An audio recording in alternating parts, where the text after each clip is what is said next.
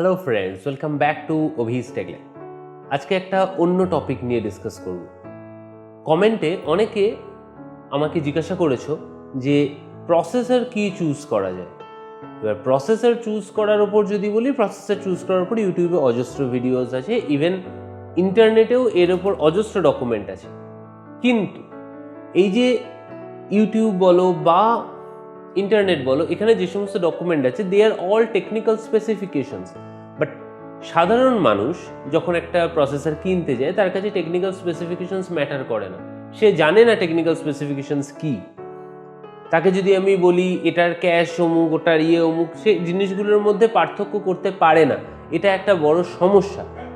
তো সেই প্রবলেমগুলো সলভ করার একটা চেষ্টা করেছি আমি আজকে উইদাউট এনি টেকনিক্যাল স্পেসিফিকেশন, যদি আমি কোনো টেকনিক্যাল টার্ম ইউজ করি তো সেটাকে এক্সপ্লেনও করে দেবো। বেসিক্যালি দোকানে একদম সাধারণ মানুষ যার কম্পিউটারের ব্যাপারে কোনো নলেজ নেই, সাধারণ মানুষ দোকানে গেলে আমরা দোকানদারকে বলি আমাদের কম্পিউটারের জন্য একটা প্রসেসর দরকার, এবং মোস্ট অফ দ্য কেস এক্ষেত্রে দোকানদার আমাদের সেই সমস্ত প্রসেসর দেখায় যেগুলোতে আইদার কমিশন বেশি পাওয়া যায় অর যেগুলোতে মার্কেট, যেগুলো ওদের স্টকে আছে, যেগুলো ওরা স্টক রিলিজ করতে পারে। তো সবসময় আমরা এক্স্যাক্ট প্রসেসর পাই না। তো এই ব্যাপারে সাধারণ মানুষের মাথায় কিছু বেসিক ধারণা আছে। আমি ধারণাগুলোকে একটু পরপর বলছি এবং সেগুলোকে চেঞ্জ করে দিচ্ছি। ফার্স্ট, ক্লক স্পিড বেশি মানে প্রসেসর ভালো। খুব কমন একটা ধারণা, যেটা অনেক টেকনিক্যাল স্পেসিফিকেশন জানা লোকও মনে করে। ফার্স্ট থিং একটা বলি, ক্লক স্পিড বেশি মানে প্রসেসর ভালো। হ্যাঁ, ডেফিনেটলি ক্লক স্পিড বেশি, অর্থাৎ ক্লক স্পিড কি না, একটা প্রসেসরের ফ্রিকোয়েন্সি। সেটা যত হাই ফ্রিকোয়েন্সিতে কাজ করবে তত সে বেশি কাজ কম টাইমে করবে, রাইট। কিন্তু প্যারালালি এটাও রাইট যে সেটা শুধু ক্লক স্পিডের ওপরে ডিপেন্ড করে হয় না। অর্থাৎ যদি এরকম মনে করা হয় যে ক্লক স্পিডই একমাত্র জিনিস যার ওপর ডিপেন্ড করে আমরা একটা প্রসেসরকে চুজ করতে পারি, তাহলে সেটা এক্স্যাক্টলি পারফেক্ট জিনিস হবে না। শুধু ক্লক স্পিড নয়, ক্লক স্পিডের পাশাপাশি যেটা থাকে সেটা হচ্ছে প্রসেসর আর্কিটেকচার। আর্কিটেকচার বলতে একটা জিনিস প্রসেসরের সঙ্গে খুব connected, that is 7 nanometre architecture, 14 nanometre architecture, this kind of architecture. Architecture কি প্রসেসর আর্কিটেকচার, আমি খুব সিম্পল একটা এক্সাম্পল দিয়ে বোঝাই। ধরো এটা একটা পোল, এটা একটা পোল, এই দুটো পোলের মধ্যে যদি কানেকশন যায়, এই পোল থেকে এই পোল অবধি যে কানেকশনটা, এটা ট্রাভেল করছে, অর্থাৎ এদের দুটো পোলের মধ্যে ধরো ডিস্টেন্স, এটা যদি 14 হয় তাতে যেতে যতটা টাইম লাগবে, এটা যদি 7 হয় যেতে কম টাইম লাগবে।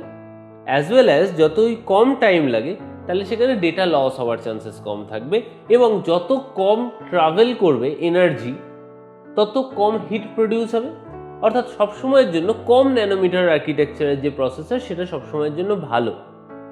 অর্থাৎ একটা ধরো 2.9 গিগাহার্জের প্রসেসর যেটা 14 ন্যানোমিটারে আছে, আরেকটা 2.9 গিগাহার্জের প্রসেসর যেটা 7 ন্যানোমিটারে আছে, definitely go for 2.9 gigahertz with 7 nanometer architecture.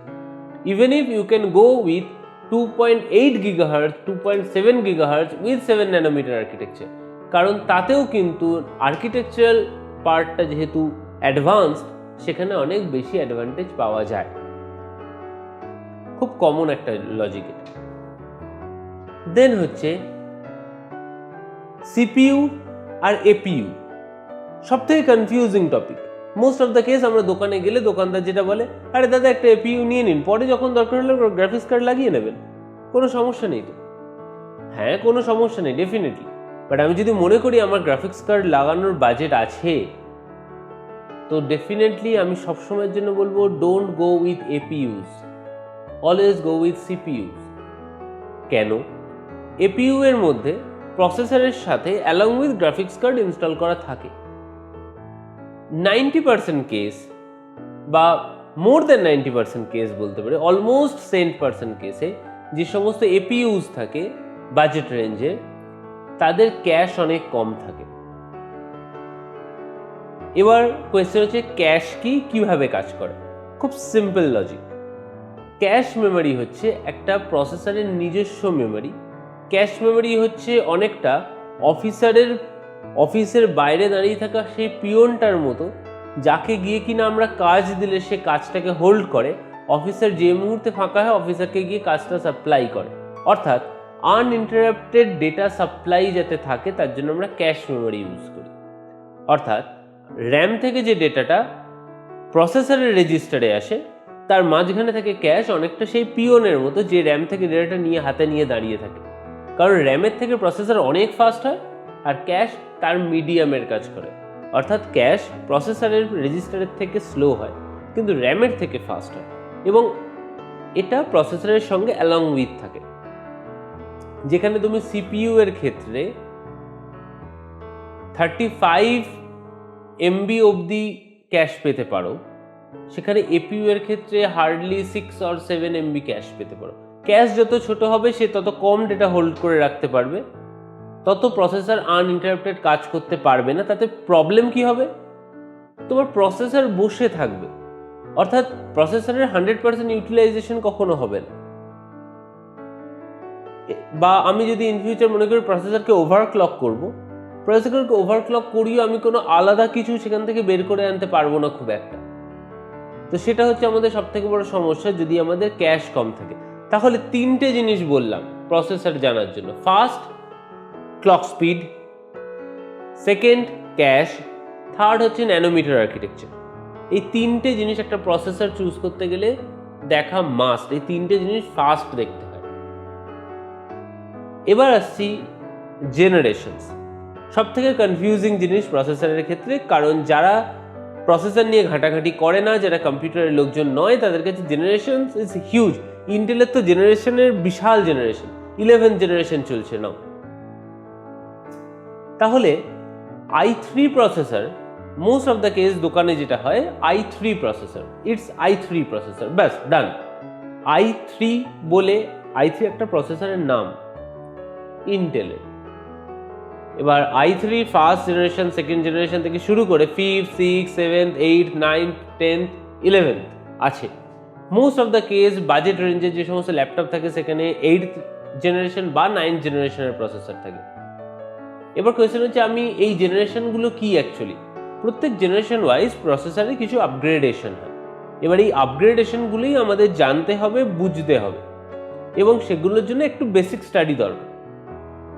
তো যদি আমাদের বেসিক স্টাডি না থাকে, আমি সবসময়ের জন্য বলবো নিজের বাজেট ফ্রেন্ডলি কিন্তু যতটা লেটেস্ট জেনারেশনে যেতে পারো যাও।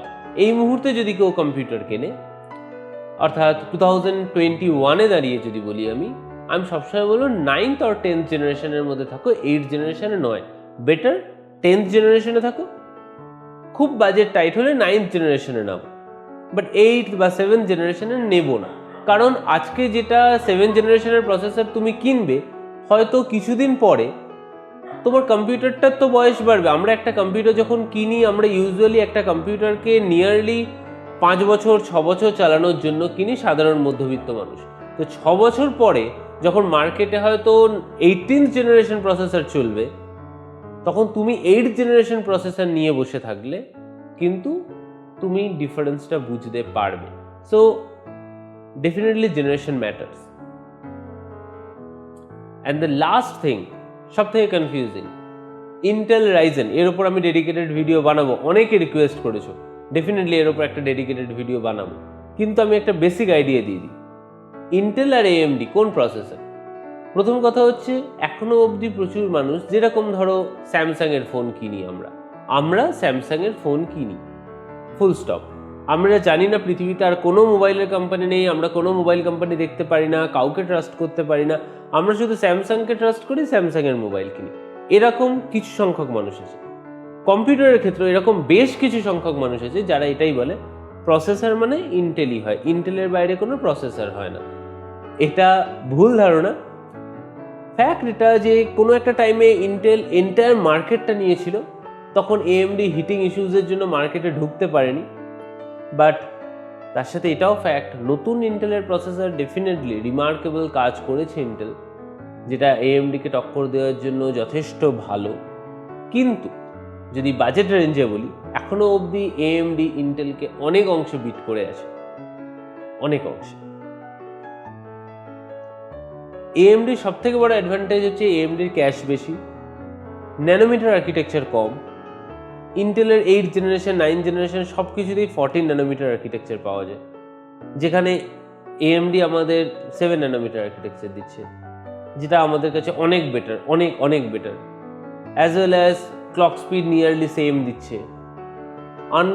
আনলক প্রসেসর এখন ইন্টেলেরও প্রচুর, যদিও সেটা অ্যাডভান্টেজ আছে। প্লাস ক্যাশ মেমোরি 35 MBর কাছাকাছি ক্যাশ মেমোরি সিপিইউতে, দ্যাট ইজ রিমার্কেবলি গুড। তো এই জিনিসগুলো আমাদের মাথায় রাখতে হবে। তো যদি কেউ বাজেট রেঞ্জের মধ্যে খোঁজো, আমি সবসময় বলবো গো উইথ এএমডি, কারণ তাতে অ্যাডভান্টেজ তোমার। যদি একটু হাই বাজেট রেঞ্জে যাও, ওখানে সবাই ভালো, Intel now AMD now, doesn't matter. দেখে নাও জিনিসটা যেটা নিচ্ছ সেটা ঠিকঠাকভাবে কাজ দিচ্ছে কিনা, that's it. So processor related main সমস্যাগুলো এই এবং আমার মনে হলো আমি তোমাদের যেটা বললাম এরপর তোমাদের চুজ করাটা অনেকটা ইজি হয়ে যাবে। তো আমি আরেকবার একটু রিভাইজ করে দিই।